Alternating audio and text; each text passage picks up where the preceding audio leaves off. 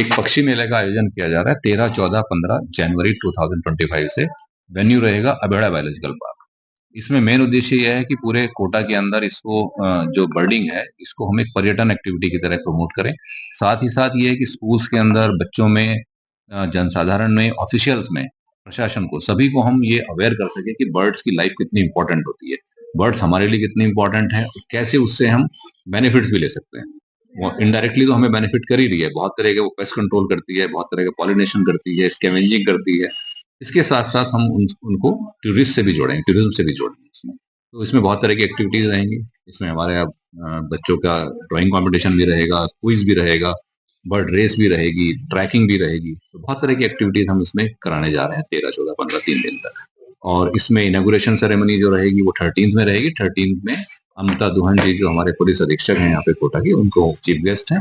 और जो डायरेक्टर हैं हमारे फील्ड डायरेक्टर मुकुंदा हिल टाइगर रिजर्व के रामकरण खैरवाल साहब, वो उसकी अध्यक्षता करेंगे। हाड़ौती की बात की जाए बर्ड्स को लेकर, इस तरीके से जो अपने यहाँ पे बर्ड्स आते हैं, हाड़ौती में कौन से पॉइंट्स है जहाँ पर हाड़ौती के अंदर सर मैं आपको बताना चाहूंगा कि वेटलैंड्स के मामले में this is a very good place.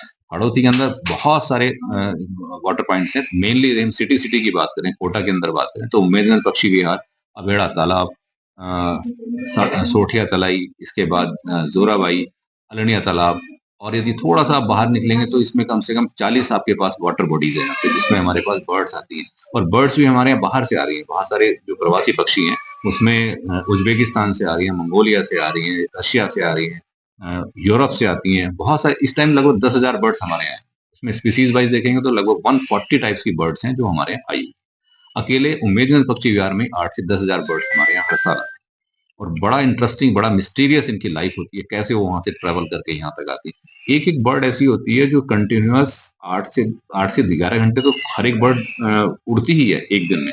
लेकिन कुछ बर्ड्स ऐसी हैं जो एक बार में होप, जो उसको बोलते हैं ना होपिंग, एक होपिंग उसकी 32 किलोमीटर की होती है। 32 किलोमीटर का मतलब ये मान लीजिए आप यहाँ से कोटा से मैं मुंबई जाता हूँ, मुंबई से वापस आता हूँ, फिर मुंबई जाता हूँ, मुंबई से फिर वापस जाता हूँ। इतनी कंटिन्यूअस वो ट्रैकिंग एक हॉप में, एक हॉप में मतलब बिना रोस्टिंग किए। क्योंकि जब वो समुद्र को क्रॉस करेगी तो उसको रोस्टिंग का कोई प्लेस नहीं है वहां पे भी, यहाँ पे बैठने की जगह नहीं मिलेगी उसको।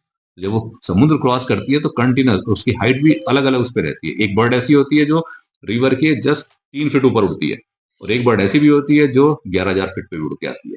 अलग अलग बर्ड्स का अलग अलग उड़। सर आपने एक चीज इसमें ये बताइए कि कहाँ से बर्ड्स आती है, और आपका कहना ये भी कि जिस तरह बर्ड्स आती है यहाँ स्टे करती है, वापस वहीं उसी जगह वापस पहुंच जाती है और साथ में बच्चों को लेके जाती है, ये क्या? ये बिल्कुल ये फैक्ट है। आप सालिम अली साहब की बुक्स पढ़ेंगे और इसके बारे में आप जानेंगे तो बहुत इंटरेस्टिंग चीज है। जैसे रशिया से कोई बर्ड उड़ के आती है, सपोज मैं कहता हूँ मंगोलिया से आ रही है, स्टेपी आया हुआ है हमारे, स्टेपी ईगल से। या फिर हमारे यूरोप से आई हुई है ना। इस टाइम बहुत सारी वैकटेल्स आई हुई है, तो वैकटेल्स से यदि यूरोप से आई है, उड़ के यहाँ से आएगी और हमारे किसी पर्टिकुलर तालाब पे आएगी, मान लो वो मेरगंज पे आती है। और उसको यदि हम रिंगिंग से, हमने इसमें रिंगिंग रिंगिंग होती है, बैंडिंग होती है, यानी कि उसके जो टॉसस होता है, पैर होता है, जो उसमें हम रिंग डाल देते हैं। उससे हमें पता चल जाता है कि ये बर्ड यहाँ से उड़ी है और कहाँ पे गई है। उसको जब स्टडी किया गया तो ये देखा जाता है कि यहाँ से उड़ के वापस उसी जगह पे जाती है। और जनरली ऐसा होता है जब बच्चे यहाँ पे हुए हैं, वो बच्चे लीड करते हैं और पेरेंट्स पीछे चलते हैं। अब this is very mysterious, how do they know, वो बच्चे को कैसे पता है कि मुझे कहाँ जाना है। वो तो उड़ के कहीं भी जा सकता है, लेकिन वो उड़ के उसी उसी कंट्री में जाएगा, उसी सिटी में जाएगा और उसी प्लेस पे जाएगा। This is very mysterious.